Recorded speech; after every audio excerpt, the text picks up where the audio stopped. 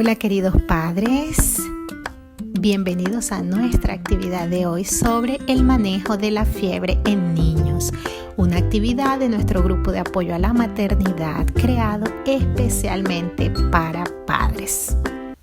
Para quienes no me conocéis, soy la doctora Mayerlin Zavala, soy pediatra y he creado este grupo que funciona como una comunidad con la finalidad de tratar temas de salud infantil. No sustituye la consulta pediátrica, pero es una guía, una orientación y un apoyo, además de contar con madres que a través de las diferentes actividades se van preparando y pueden apoyar a otras madres. Una vez más, bienvenidos. Para hablar sobre la fiebre, vamos a comenzar con aprender un poco de historia.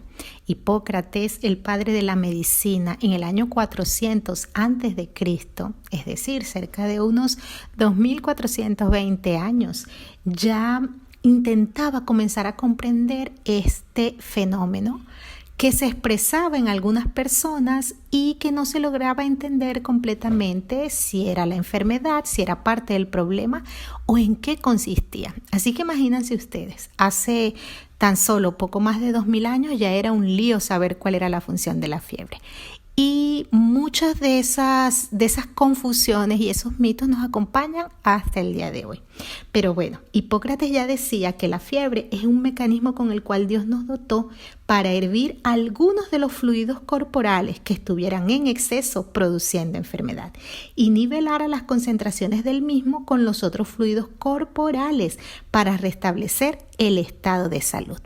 Fíjense ustedes que llama la atención que a pesar de ser hace tanto tiempo que Hipócrates llegó a esta conclusión, ya él relacionaba la fiebre como un mecanismo del organismo, con algo fisiológico, con un mecanismo que ocurre en nuestro cuerpo para defendernos de un agresor.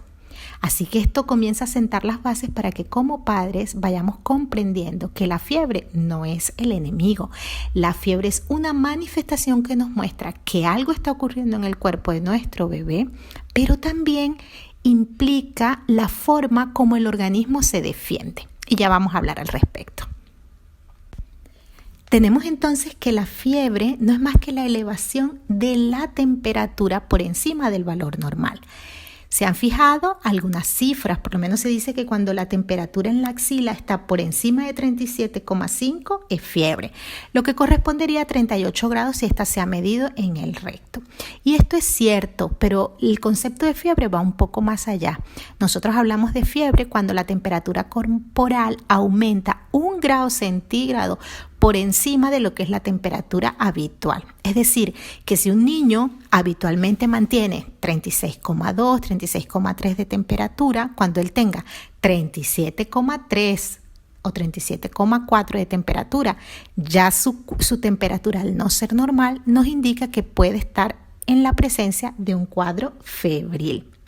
Otro dato que es importante conocer es que las infecciones son la causa más frecuente de fiebre, pero no la única.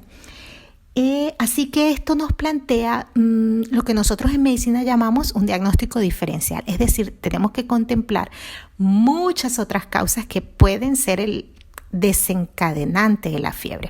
Pero en líneas generales y sobre todo en pediatría, la principal causa son las infecciones. Y dentro de las infecciones, las más frecuentes son las infecciones virales, banales o leves que el niño va a saber controlar. Uno de los conceptos que más cuesta transmitir tanto a los padres en consulta como a través de las charlas y las actividades de divulgación médica que hacemos es que la fiebre no es una enfermedad. La fiebre es una manifestación, es un mecanismo fisiológico que el organismo pone en marcha con la finalidad de defenderse. Es decir, la fiebre busca crear las condiciones en el organismo para que el niño él mismo se defienda y pueda deshacerse de aquello que le está haciendo daño, que generalmente es un agente bacteriano o viral.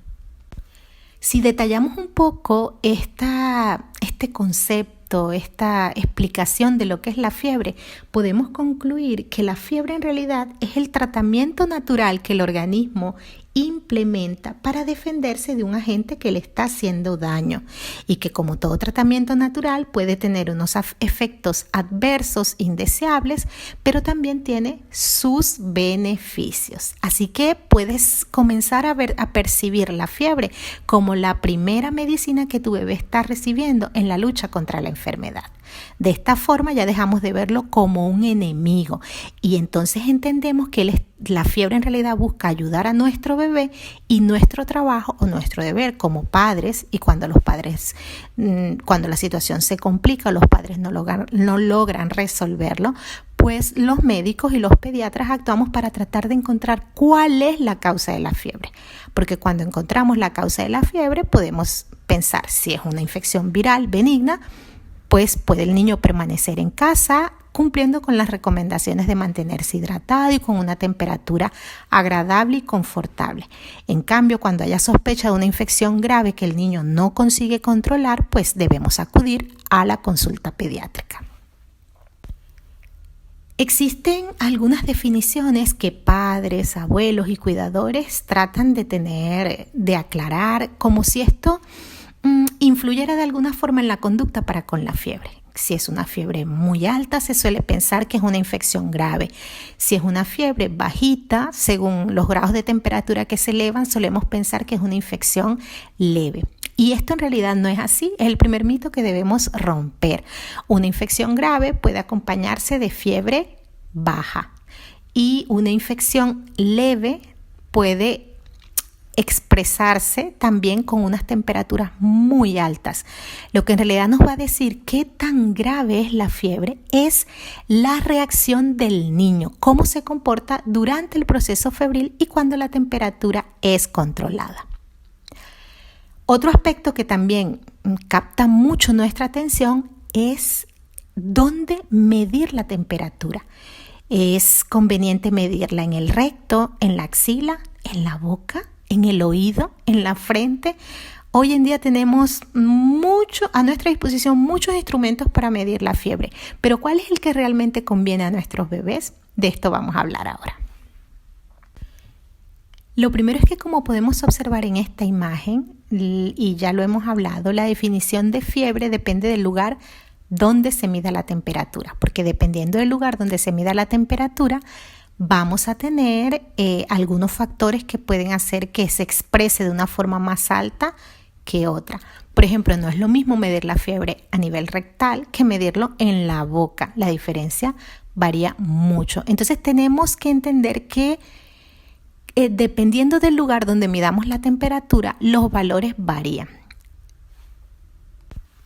Ahora bien, ¿en qué lugar debemos medir la temperatura según la edad de los niños?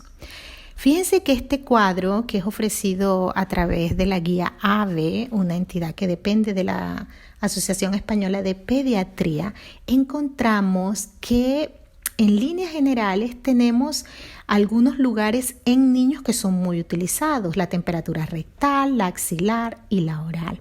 También tenemos la timpánica o la temporal, que son un poco más complejas. Sin embargo, lo que más me interesa de este cuadro resaltarles es que en domicilio, cuando los niños están en casa, es recomendable que la medición se haga siempre axilar. Y se preguntarán por qué, si generalmente muchos padres tienen por hábito medir la temperatura rectal. Sin embargo, aunque es cierto que esto es considerado el patrón de oro, es decir, la medida ideal o estándar, en realidad los estudios han demostrado que tiene ciertas limitaciones. Por ejemplo, la temperatura rectal demora un poco más en mostrar la temperatura central o temperatura real. Además, que los resultados de la toma pueden estar influidos dependiendo de qué tan profundo con qué profundidad se introduzca el termómetro. También la presencia de heces puede alterar la temperatura. Y también es cierto que si se toma de una forma inadecuada, puede generar una perforación rectal. Es una complicación que se ha visto y por eso es que en niños recién nacidos no se recomienda hacerla. Debemos conocer la forma correcta de medir la temperatura rectal. Tenemos entonces que siempre en domicilio lo ideal es que sea axilar. También recordando que la temperatura axilar tiene sus indicaciones, tenemos que saber hacerla. Por eso es que vemos que en todos los niños menores de 5 años, la medida de elección es la rectal cuando están en el centro de salud. Cuando van al centro de salud, cuando está un personal entrenado, está la enfermera, ayuda a medir la temperatura de forma segura a nivel rectal. Pero cuando estamos en casa, lo ideal es la axilar. Si bien es cierto que la temperatura axilar es más fácil de medir, también es más imprecisa y depende de la temperatura ambiental y de que se coloque el termómetro de forma adecuada en la axila. Esto nos permite entender por qué es el método recomendado por la Academia Americana de Pediatría como cribado en neonatos. Es lo que ellos recomiendan. Y claro, nosotros siempre recomendamos que en casa se mida axilar, pero esto va a depender de las preferencias, obviamente, de los padres. O si en casa tienen un familiar que es enfermero, la mamá es enfermera, o sea, si hay alguien que sabe dominar o sabe dominar la técnica, pues ya se puede hacer. Otro aspecto muy importante de recordar es la temperatura oral. Hoy en día pocas personas la miden, pero durante un tiempo era muy frecuente ver a los padres medir la temperatura en la boca, lo cual se hace en realidad es debajo de la lengua. El problema es que también es influenciada muy fácilmente por la ingesta de comidas o de bebidas y sobre todo cuando los bebés o los niños son respiradores bucales. Podemos entonces concluir diciendo que lo ideal es hacer la medición en casa de la temperatura axilar. Si vemos que la temperatura está alta, entonces ya podremos seguir las recomendaciones que les voy a comentar. Entonces podemos ir puntualizando. El desafío cuando nuestro hijo presenta fiebre no es tratar la fiebre y bajar la temperatura. El desafío es reconocer cuál es la causa de la fiebre. Así no le podamos colocar un nombre específico al virus que lo ocasiona o a la bacteria, pero sí por lo menos reconocer cuál es la causa, que es una infección viral leve o que es una infección bacteriana que necesita antibióticos, por ejemplo. Otro aspecto fundamental es comprender el objetivo de tratar la fiebre. ¿Cuándo debo administrar un medicamento para bajar la fiebre? Nosotros o nuestra recomendación como pediatras es administrar medicamentos cuando el niño tenga malestar y no para disminuir la temperatura. Esto quiere decir que el solo hecho de que el niño tenga fiebre o tenga una temperatura elevada no quiere decir que debemos administrar el antitérmico. Debemos vigilar cómo se comporta el niño y si el niño tiene mucho disconfort, está decaído o vemos que tiene malestar porque la temperatura alta genera disconfort, entonces le administramos el medicamento. Por eso es que no hay una cifra o un valor de la temperatura por el cual debemos administrar un medicamento. Es que ya el niño tiene más de 38, vamos a darle para la fiebre. Ustedes como madres saben que a veces el niño puede tener 38, 38,5, 39 y está brincando y jugando. En ese caso, no debemos administrar antitérmico porque debemos permitir que la fiebre haga su efecto en ayudar al niño a combatir el agente agresor. También puede darse el caso que un niño tenga solo 37,8 de temperatura y lo ve muy postrado, muy decaído. En ese caso, deben administrar el antitérmico y observar si una vez que desaparece la fiebre, el niño continúa decaído, en cuyo caso es un signo para acudir a la consulta con el pediatra.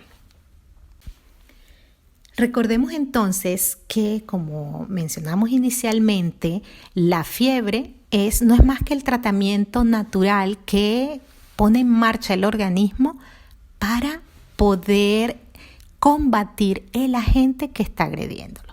Ahora bien, como todo tratamiento tiene unos efectos adversos que son los síntomas que pueden acompañar la fiebre, como cefalea o dolor de cabeza, mialgias o dolores musculares, malestar general e incluso deshidratación. En estos casos, si el niño presenta estos síntomas y son molestos, administramos el antitérmico. Fíjense que la deshidratación es uno de los efectos de la fiebre. Al aumentar la temperatura corporal, el niño pierde líquidos. Por eso es muy importante ofrecer a los niños agua con frecuencia o lactancia materna cuando son amamantados para garantizar que se mantienen hidratados. Pero así como hablamos de los efectos adversos, también tenemos que hablar de los beneficios de la fiebre. Y cuando hablemos de los beneficios, podremos entender por qué es conveniente dejar que la fiebre haga su trabajo siempre que no genere disconfort en los niños. Cuando el niño presenta fiebre, cuando el organismo aumenta la temperatura, activa los linfocitos B y T, que son los linfocitos B, son los que producen anticuerpos y los linfocitos T atacan directamente a los agresores.